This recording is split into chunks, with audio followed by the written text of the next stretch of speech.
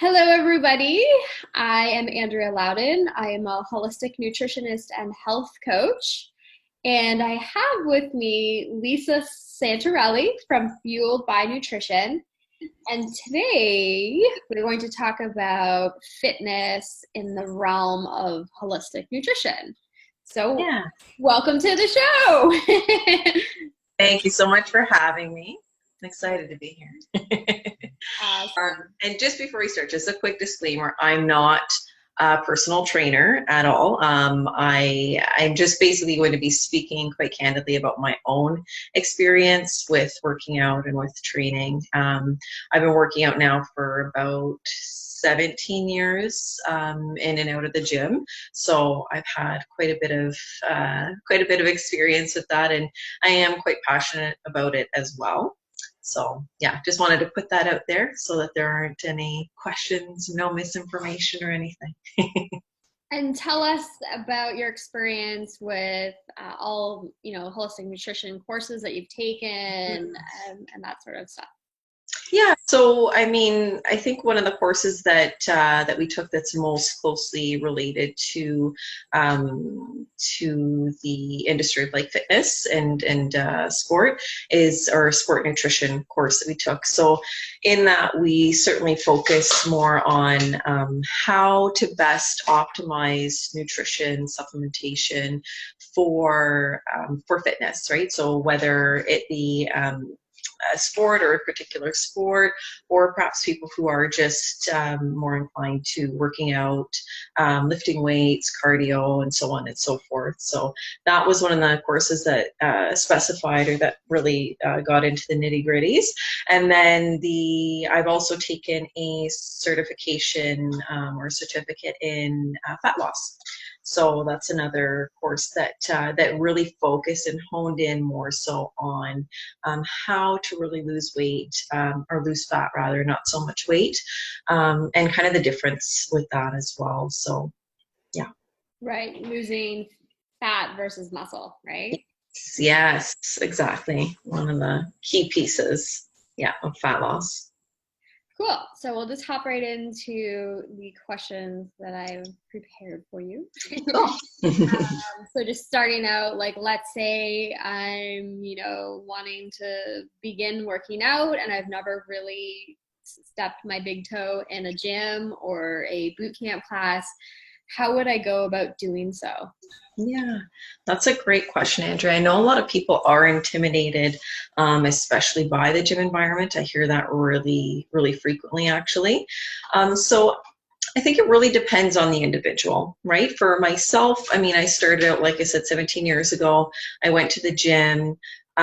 Usually, if somebody is going to join a gym, if they don't have any prior experience or knowledge of working out or fitness, then a lot of times it can be helpful either to hire a personal trainer or have a personal trainer kind of coach you along, help you, especially with those fundamental pieces. Especially if there's any strength training involved as well, that can be really important, just to really focus on form, having the correct form and technique to avoid any type of injury, and of course to optimize and maximize their results as well. And then the other piece as well, or another aspect that people can look into, is also looking at fitness classes, right? So there are some gyms, even in the Mississauga area, for instance, that offer specifically fitness classes. And these classes might actually focus on whether it be strength training or cardio-based training, whatever the case may be. So I would recommend starting somewhere like that, especially if there isn't any prior experience or knowledge. Yeah, and I think that wasn't where I started, to be honest. I kind of just started going to the gym with my mom like 17 years ago, and just started out probably the way a lot of women do, right? You hop on an elliptical or on a treadmill and you're walking or you're going away, and then yeah, kind of built off of that for me, because I got bored of that as well and wanted different results than what just cardio-based training would provide me.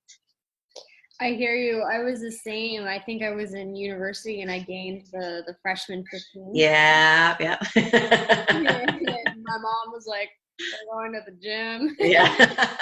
So I joined Good Life, and Yeah. I was a class person, so Yes. that's how Yeah. I got in, and I liked group exercise because Hmm. I grew up dancing and Yep. always in a group of like women. Classes tend to always be women, I find. Mm. Yes. Yeah. So I Definitely. found that to be really motivating, because you also kind of are accountable to those women because you start to get to know them, Yeah. and especially if you keep like if going back and you're going back on like Wednesday, Thursday, Friday morning at 6 a.m. is when I did it.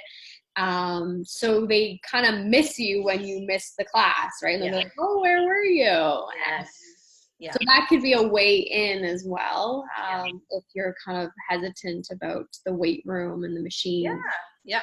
Definitely. Okay. And even what you alluded to, Andrea, there, just to add on, being a part of a community or being a part of a gym, and like you said, attending classes and doing things like that, it could certainly help to build somebody's sense of community as well, right? So if they are feeling a bit more isolated, if they are feeling a bit more maybe discouraged or reluctant, then having that community at the gym can be really, really helpful and supportive in other areas of that person's life as well. So, and that's been my experience as well. Yeah. Nice. Yeah, I love Yeah. that. I didn't think about that aspect, but you're absolutely right. Yeah. More holistic. I know. Instead of just going in there, getting your workout in And and leaving. leaving, Yeah. you Yeah. know, say hello or smile at someone and start Exactly. a conversation. Exactly. Great. So speaking of classes, tend to be a Yes. little bit more cardio focused, what would you recommend to start out with? Would it be just to do more cardio, or maybe to focus on the weights, like lifting weights? So, if you're referring to actually starting a workout, the best way to start a workout is starting out with basically some form of warm up. So, and it can kind of vary, but usually it'd be more body weight type of activity, or like you said, like starting on a treadmill or an elliptical, like starting with some type of cardio based activity for like 5 or 10 minutes, like doing that to kind of warm up. And then for a lot of people who are more comfortable with lifting weights, or even if you do belong to a gym where there are machines and there's instructions on the machines, or you've been walked through by somebody who works at the gym and is trained to do that. But you've been walked through kind of what the exercise is or the workout is, and how to use the machine, then that would be the best way to go about that. So starting it with like a warm up and then doing some type of strength based activity. And then if you want to finish up with some cardio, like the elliptical, treadmill, the bike afterward, then doing that. But it really depends on the person's, I would say, comfortability Mm-hmm. and their knowledge as well. Like I said, if they don't really have any prior knowledge, probably best to check in with somebody first before you're lifting weights. Mm-hmm. I've seen all kinds of things in the gym, in the condo gym, just where, you want to almost intervene and be like, stop doing that, you're going to hurt yourself. Yeah. So yes. Warm. Yeah, so it's difficult for me to bite my tongue when I do see that, but yeah, so it really depends, I think, on their familiarity with with the activity. But I think having somebody coach you along, or even like I said, help out at the very least with basics, so that you build that really solid foundation. That's the best way to go, I would say. Okay, so But starting there's benefits to both, so yeah. sounds like it's like starting out slow, Yeah. utilizing body weight, like obviously we're warming up, utilizing Yeah. body weight, and then finding someone in the gym, preferably somebody who works there, who can Yeah. show you around, make sure you got proper form, Exactly. and then kind of taking it from there. Yeah. Yeah. And starting out low with your weights too, right? Yes. Like not like being like, I'm Popeye. Yeah, no. 50 pounds, like you want to low and slow, and then working your Yes. Yeah, we've all seen those Instagram and Facebook fail videos, right? Gym fails. People are in the gym doing all kinds of wacky stuff, or like you said, lifting weight that is way too heavy for them, dropping it on themselves, all kinds of things that we definitely want to avoid at all costs, for sure. way up. And if you are starting out, should you be in the gym for, once a week, 3 times a week, every day? Like, what would you recommend? Yeah, I mean, typically most of the research will allude more to, let's say, 3 to 4 days a week, depending on, of course, what the person's goal is, and I guess the type of training that they're doing as well. However, 3 to 4 days a week is a good place to start. Typically, if somebody is working out 1 day a week or less than that, they're probably not going to get very good results. So yeah, depending on, of course, what their goal is. If they're like, you know what, I just want to go for a leisure walk like a couple times a week, then no problem, do that.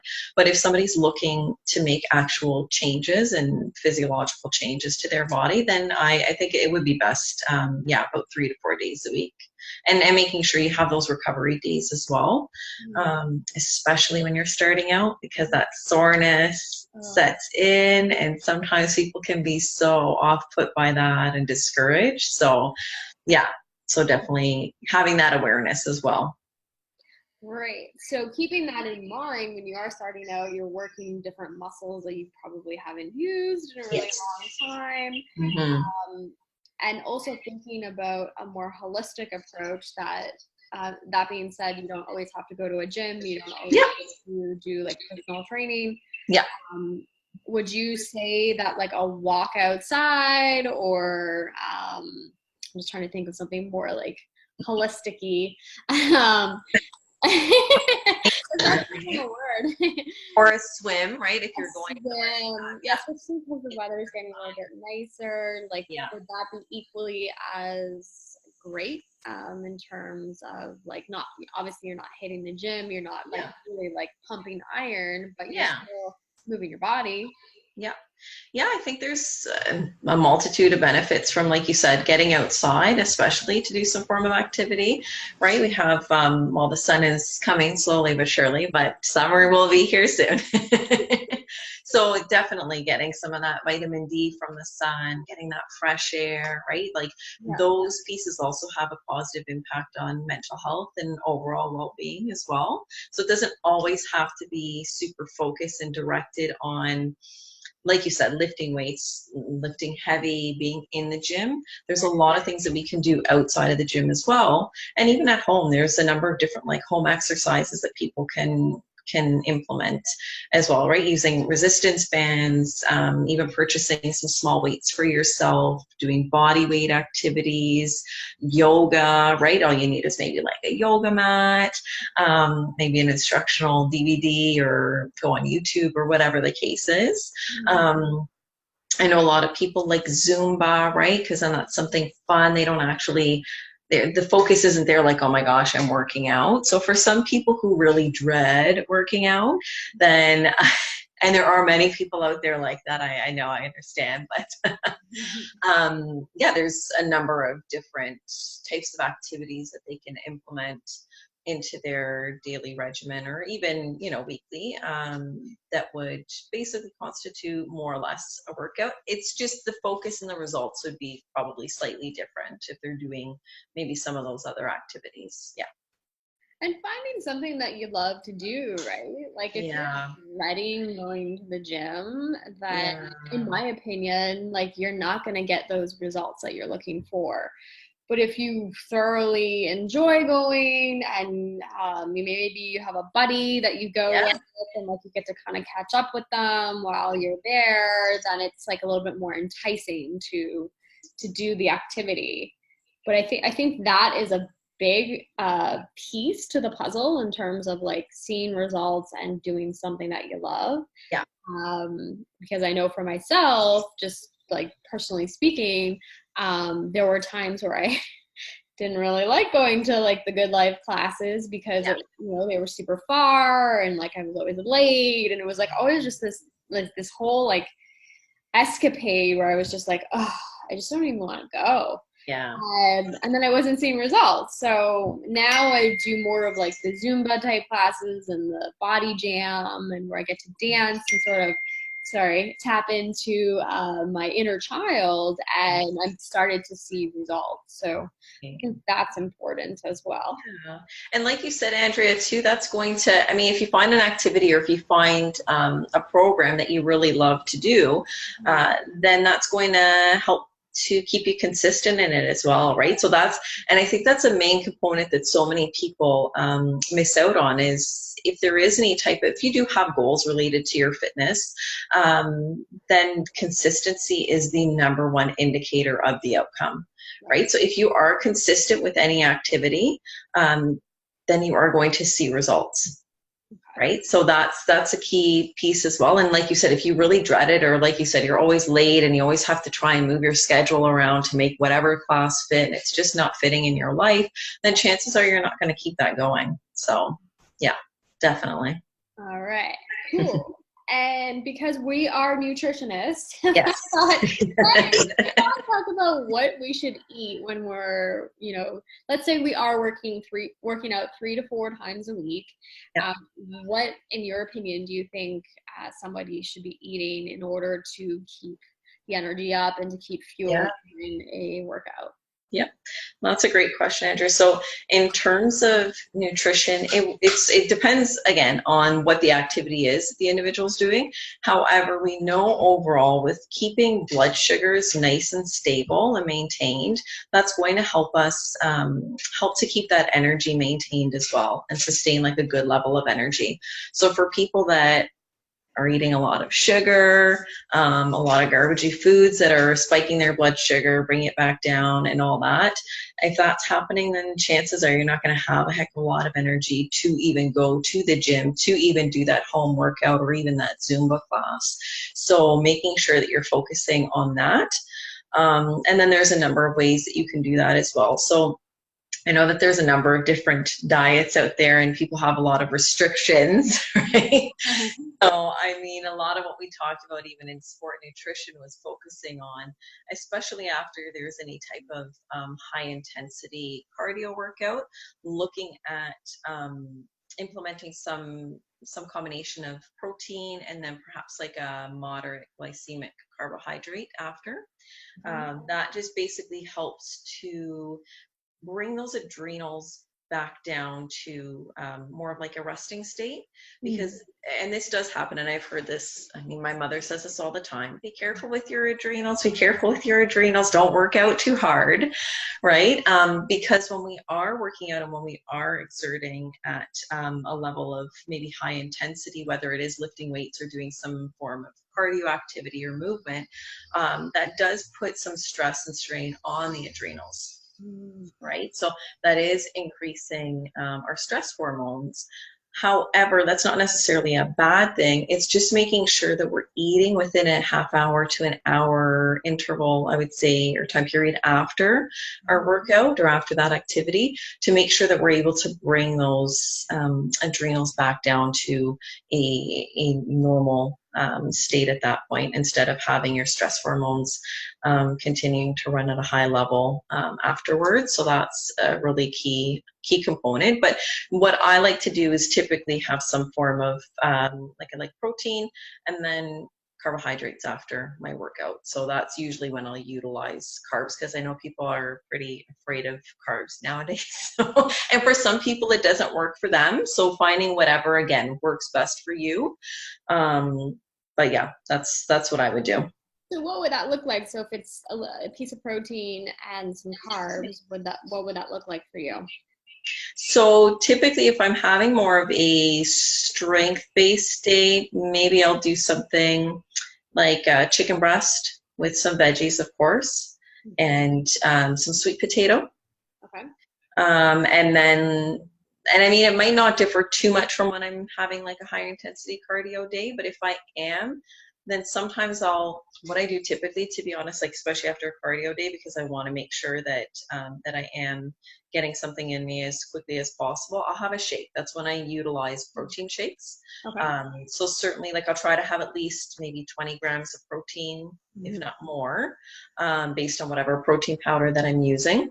Okay. Most likely a plant-based one, with some almond milk And then I'll put some fruit in there, usually a banana, because I like the flavor of banana, because I know that it has a number of benefits as well, or some blueberries, right, for antioxidants, maybe some nut butter because there's more protein in that and a little bit of fat.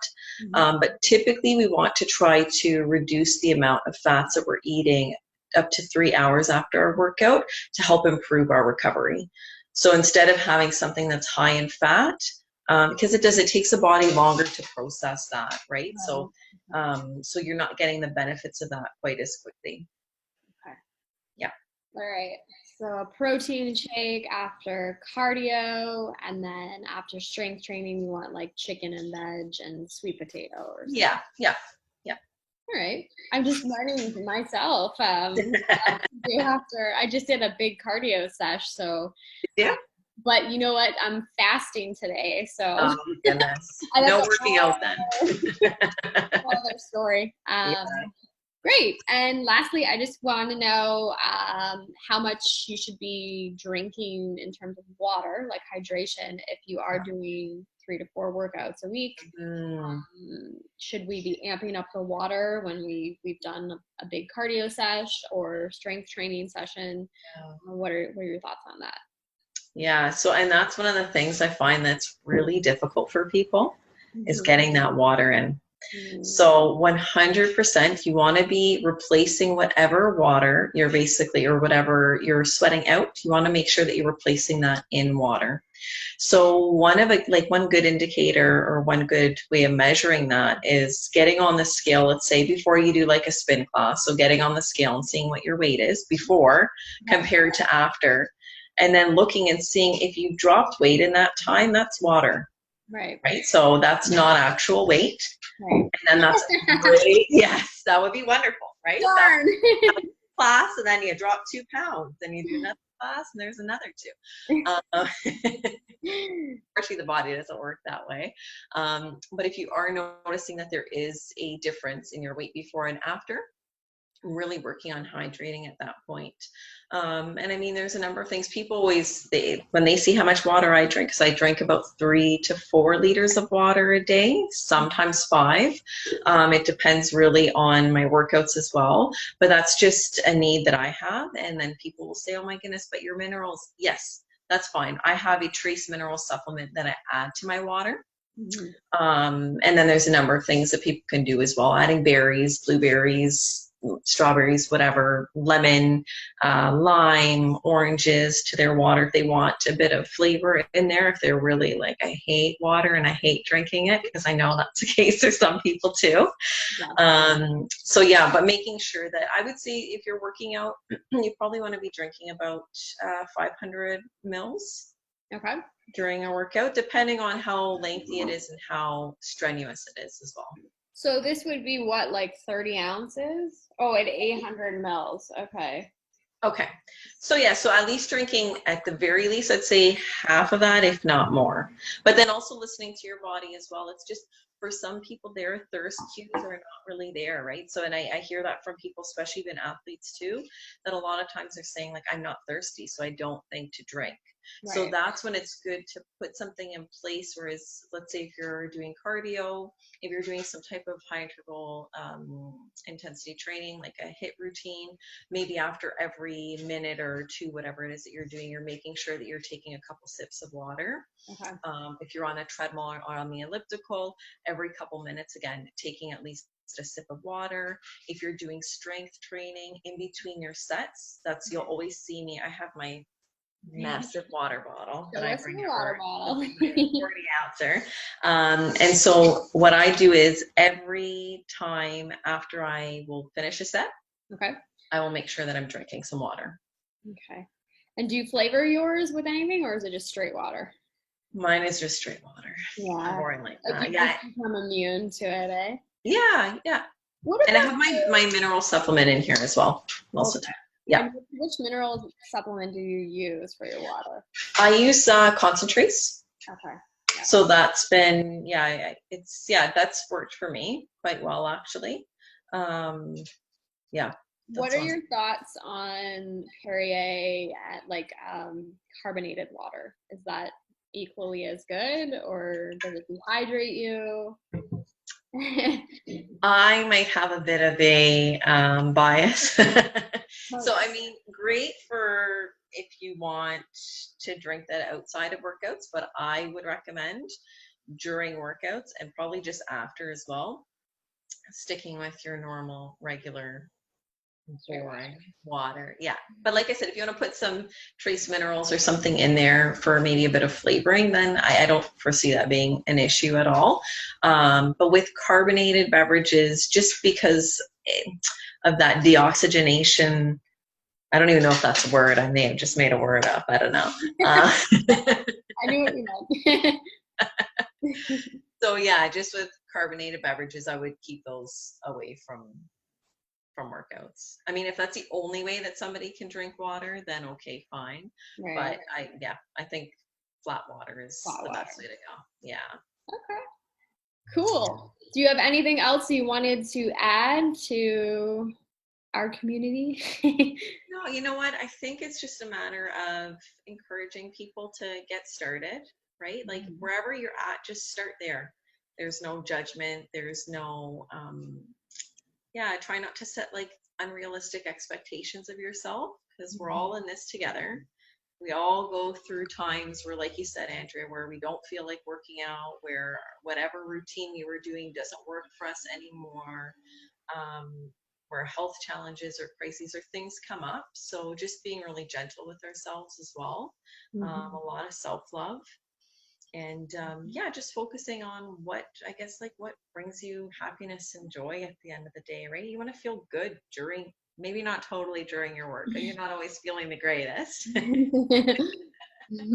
but afterward, feeling like that was like a good decision for you. And yeah, and that consistency piece as well. So finding something that is going to help you to be super consistent with it, that would be probably the main component. And yeah.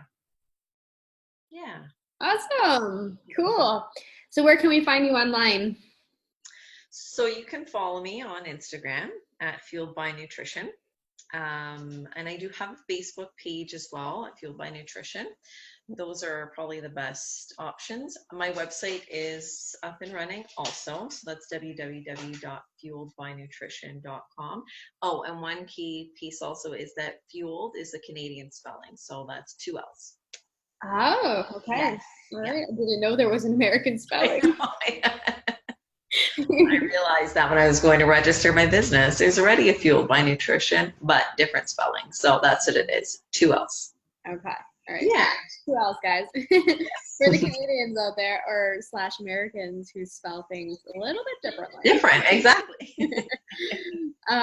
Great. So thank you so much for coming on today. I really appreciate your knowledge in this realm. I learned a lot, and I will be upping my water game. Yes, water. Yeah. I also put cinnamon sticks in my water, so that's a great idea. Too. But yeah, I really appreciate your time, and hopefully we can have you back on. Yeah, thanks for having me. It was fun. Yeah, you're welcome. Okay, take care. Yeah, you too. Okay, bye. Bye.